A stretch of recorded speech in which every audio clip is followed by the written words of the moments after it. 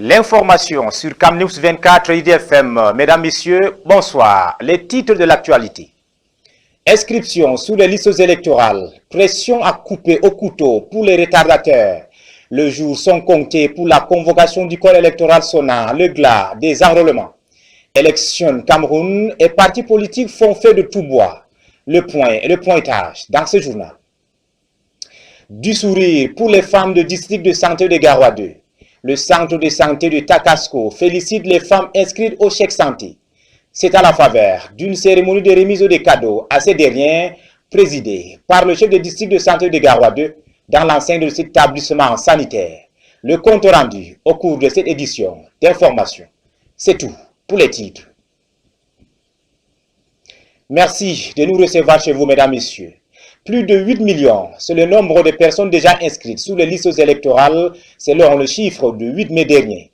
Plus de 237 000 enregistrés depuis janvier 2025. Et les CAM attendent bien mieux que ça des Camerounais. Le point dans les 10 régions avec Agnès Solange Abesso. La région du centre et ses 10 départements affichent un chiffre ambitieux. 1 469 876 inscrits au 8 mai 2025 dans la Haute-Sanaga, la Lekié, Lombame et Nubu, Lombame Kim et les autres. Le littoral ne manque pas à l'appel des meilleurs élèves. 1 344 240 potentiels votants. L'extrême nord a depuis dépassé la barre du million et y reste. Pas très loin du million aussi, la région de l'Ouest. Les démembrements territoriaux d'Elections Cameroun ont enrôlé déjà plus de 901 000 personnes. Statu quo constaté dans le Nord, 795 247 enrôlés. Léger progrès dans le Nord-Ouest, plus de 638 000 personnes inscrites. Petites avancées dans la Damawa, plus de 512 000 enrôlés, même si le chiffre escompté n'est pas encore atteint. Léger progrès aussi dans le Sud-Ouest. Un peu plus de 427 000 personnes répertoriées dans le Fako, Coupé Manengouba, les Bialem, Manyou, Mémé et Ndian. Peut également faire mieux, le Sud. Plus de 324 000 personnes enrôlées. Par contre, chiffre en constant mouvement dans la diaspora. Pour l'instant, les CAM comptabilisent plus de 28 000 inscrits, ce qui fait un total de 8 82 645 personnes inscrites sur les listes électorales au Cameroun au 8 mai 2025. Année électorale oblige, les inscriptions vont se poursuivre jusqu'à la convocation du corps électoral par le président de la République. Nous restons en politique. Élection présidentielle d'octobre prochain. Le RDPC et ses alliés, UNDP et FSNC, sont-ils sous le point de rompre le pacte politique qui a toujours maintenu le parti au pouvoir au top de ses performances électorales?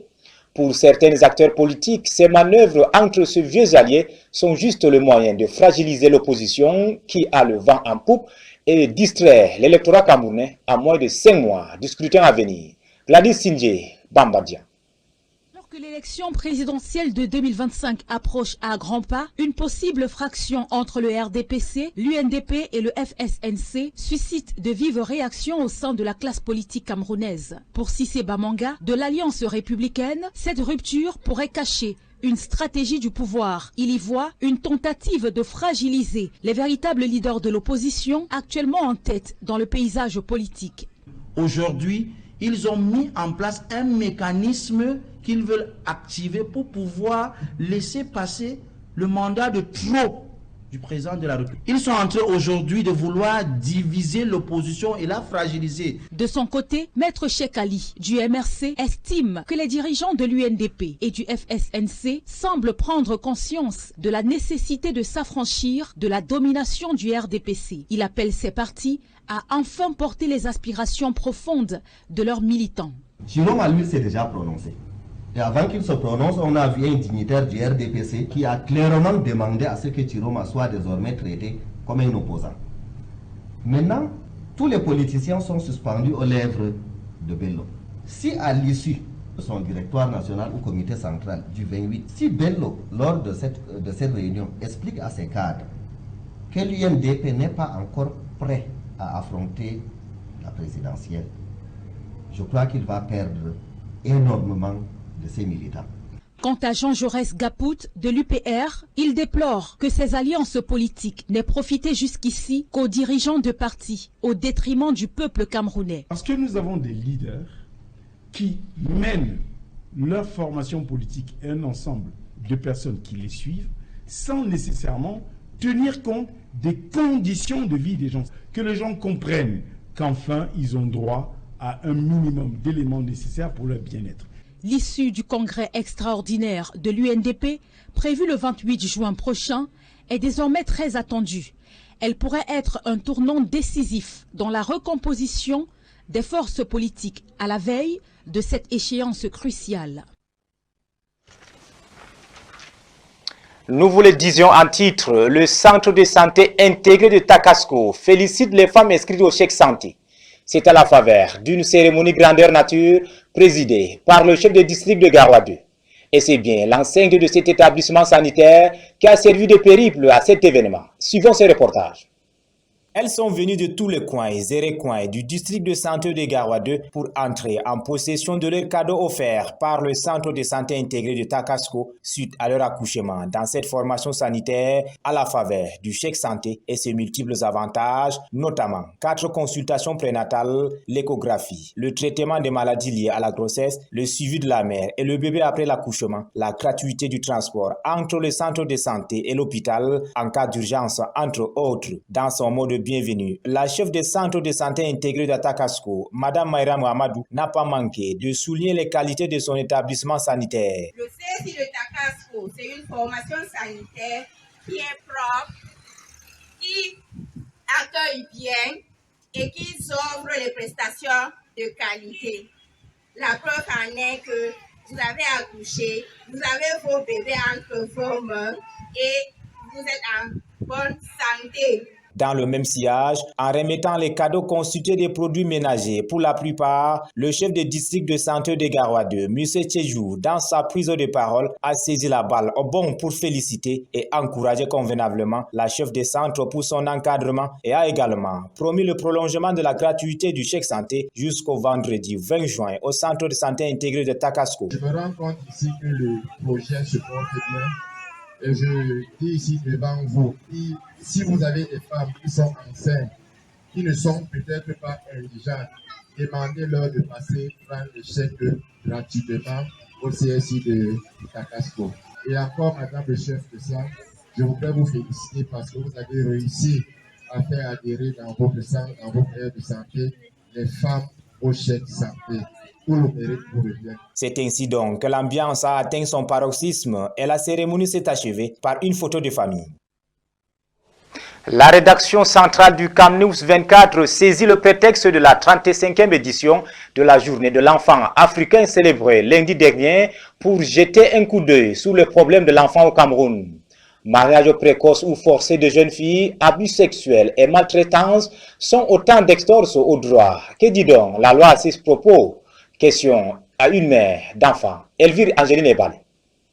C'est un socle de protection de plus en plus biaisé, où le bonheur, l'amour et la compréhension cèdent progressivement la place aux abus et aux violences de toutes sortes. La famille, véritable lieu de tourment pour certains, et selon les informations recueillies au ministère des Affaires sociales, il s'agit généralement des formes de violence telles que les mauvais traitements infligés aux enfants, la violence contre le partenaire intime et la maltraitance.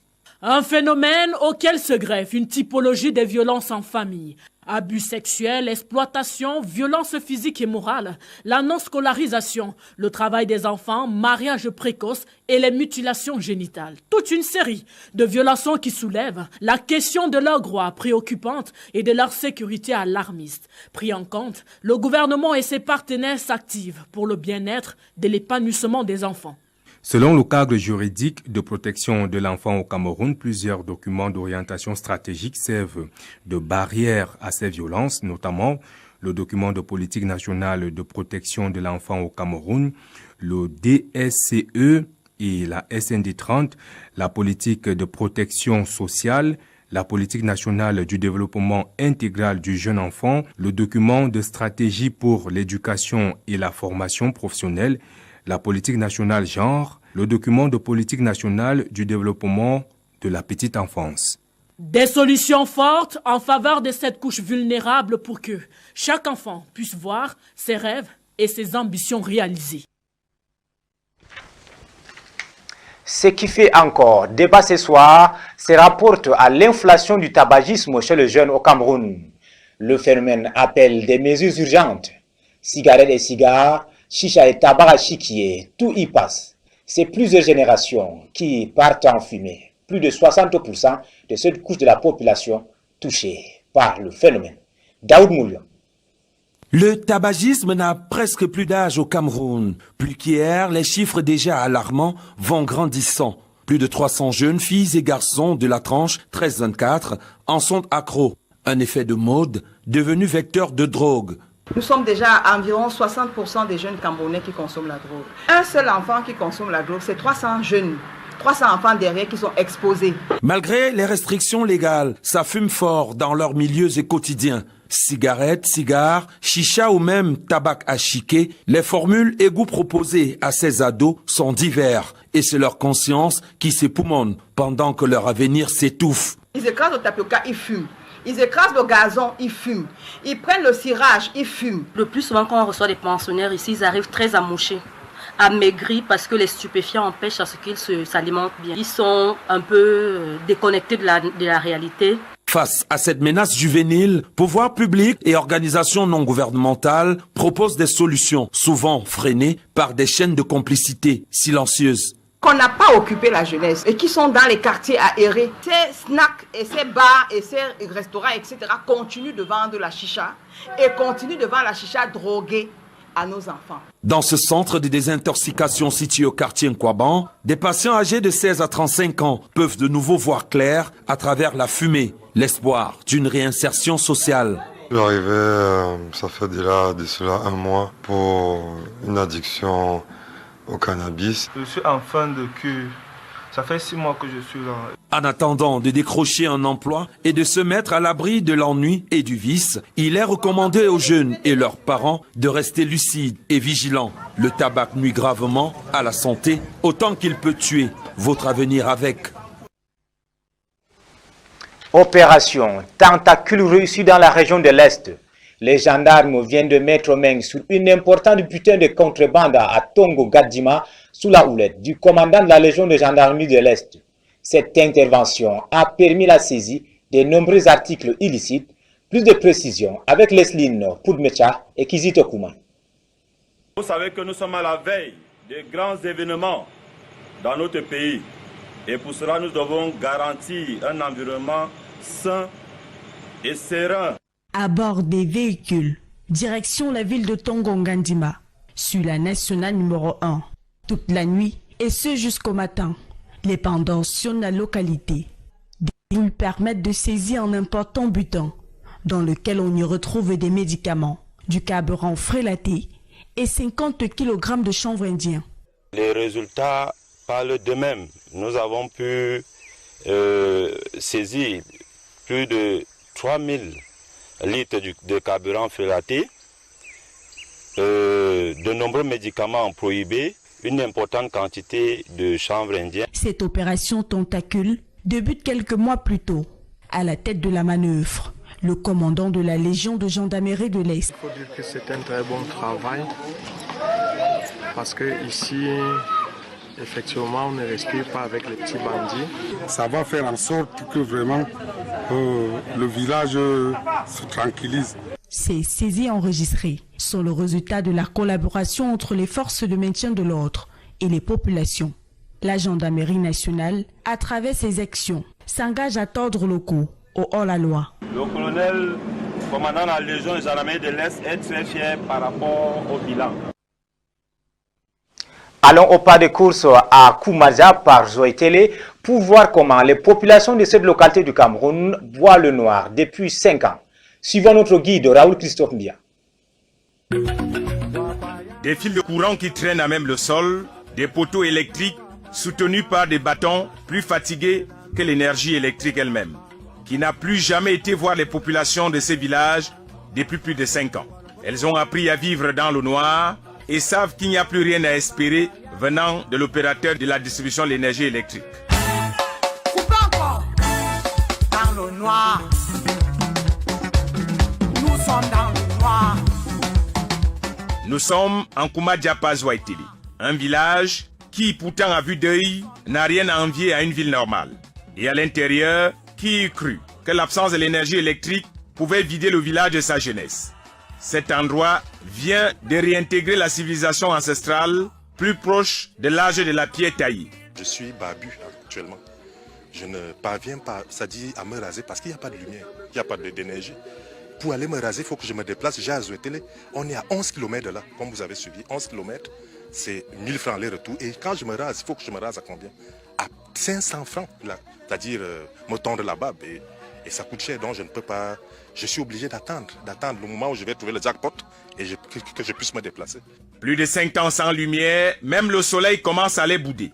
La nuit tombée, c'est un véritable cauchemar pour les riverains. Sans courant, sans route, essayez d'imaginer ce sera comment avec la vie de nos enfants. Ça veut dire que nos enfants n'ont pas d'avenir, ça veut dire que notre village n'a pratiquement pas d'avenir. Activités comme peut-être bar, autre chose, poissonnerie, on ne peut même pas exercer parce qu'on n'a pas d'énergie électrique. Pour un élève de classe première D où un seul élève est admis. Les élèves rentrent à 15h30. Après 15h30, ils doivent un peu se reposer et la nuit tombe, ils n'ont pas le temps d'étudier. Ça fait que les résultats, ça affecte les résultats des enfants.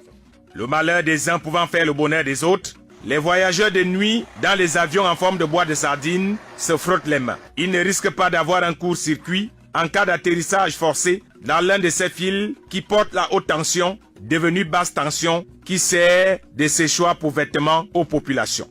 5 ans dans les ténèbres, les populations qui vivent ici ont rayé la nuit dans leurs habitudes.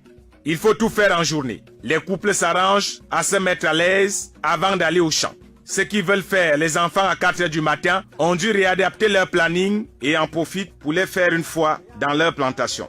On ne connaît pas les informations, ni la télé, ni le match qui venait de se passer là. C'est à Azouetele qu'on a eu vent que les Lions ont gagné 1-0. Hein? Donc, je peux dire que nous sommes coupés du monde. L'aspect du village est pourtant présentable. C'est ici que l'adage « tout ce qui brille n'est pas or » prend tout son sens. Ces poteaux servent désormais de décor et les fils enroulés partout autour sur des poteaux qui attendent tranquillement le jour où ils vont s'écrouler pour définitivement être enterrés. La lueur d'espoir est venue un jour, racontent les populations, et elle n'a même pas duré une seconde. Voir encore ces ampoules briller, cela relève désormais du miracle. Nous avons pris de temps en temps le soin d'informer la haute hiérarchie qui est la sous-préfecture, des autorités administratives. Et puis nous avons toujours saisi les responsables des néos. Mais jusque-là, il n'y avait pas de solution. Et nous sommes arrivés au pire des cas depuis 4 ans, où quasiment tous les transformateurs qui alimentent notre village et les villages voisins ne fonctionnent plus. Les autorités du village disent pourtant avoir déjà saisi l'opérateur de distribution de l'énergie électrique au Cameroun. Mais aucune réponse ne leur a été servie. Quelques annonces fallacieuses, quelques promesses qui restent jusque-là lettres mortes. Les paraboles qui servaient autrefois d'antenne pour télévision sans énergie électrique ont commencé à se fatiguer. Le poids de l'âge annonce aussi le vieillissement accéléré de la population parce que n'ayant pas d'énergie électrique pour se mouvoir en pleine nuit. Kouma Diapa Zouaiteli est donc un village complètement abandonné par l'énergie électrique qui pleure chaque jour, espérant que le miracle se produira et qu'enfin le courant pourra de nouveau servir les nombreuses activités économiques que mène la population locale. Au-delà des frontières camerounaises, conflit Israël-Iran, le mystère plane toujours autour du départ prématuré du président américain ce lundi 16 juin du sommet du G7 ayant lieu au Canada jusqu'à mardi. S'il a d'abord fait savoir qu'il souhaitait se rencontrer sur une résolution de ce conflit, Donald Trump a ensuite livré des signaux contraires. Regardons plutôt cet élément. C'est une signature inespérée, obtenue in extremis. Malgré un départ précipité du G7 lundi soir, Donald Trump a créé la surprise en signant un communiqué commun dans lequel les chefs d'État et de gouvernement du groupe affirment le droit d'Israël à se défendre et à protéger les civils, tout en appelant à une désescalade au Moyen-Orient. Nous demandons instamment que la résolution de la crise en Iran aboutisse à une désescalade plus vaste des hostilités au Moyen-Orient, y compris à un cessez-le-feu à Gaza. Le président américain avait pourtant multiplié les signaux contradictoires dans la journée, entre déclarations unilatérales et hésitations marquées à soutenir cette déclaration commune sur Israël et l'Iran. Lui, qui s'était montré plutôt optimiste sur la situation en début de journée, a finalement appelé à une évacuation de la capitale iranienne et annoncé son retour à Washington dans les plus brefs délais. Depuis son avion présidentiel, Donald Trump n'a d'ailleurs pas hésité à critiquer ouvertement son homologue français quant aux causes de son départ. Le président français Emmanuel Macron, en quête de publicité, a déclaré à tort que j'avais quitté le sommet du G7 au Canada pour retourner à Washington afin de travailler à un cessez-le-feu entre Israël et l'Iran. Faux. Il ignore totalement pourquoi je suis en route pour Washington, mais cela n'a certainement rien à voir avec un cessez-le-feu. C'est bien plus grave. Que ce soit volontaire ou non, Emmanuel se trompe toujours. À suivre. Ce départ prématuré de Donald Trump relègue au second plan la question ukrainienne. La rencontre bilatérale prévue avec Volodymyr Zelensky n'aura donc pas lieu et les Européens n'ont pas eu le temps de le convaincre de durcir les sanctions sur le pétrole russe. Mesdames, Messieurs, c'est la fin de cette édition d'information de 20h sur CamNews 24 IDFM, mesdames, Messieurs, en direct de Garoua. Merci de nous avoir regardés. Passez une excellente soirée, car nos programmes se poursuivent.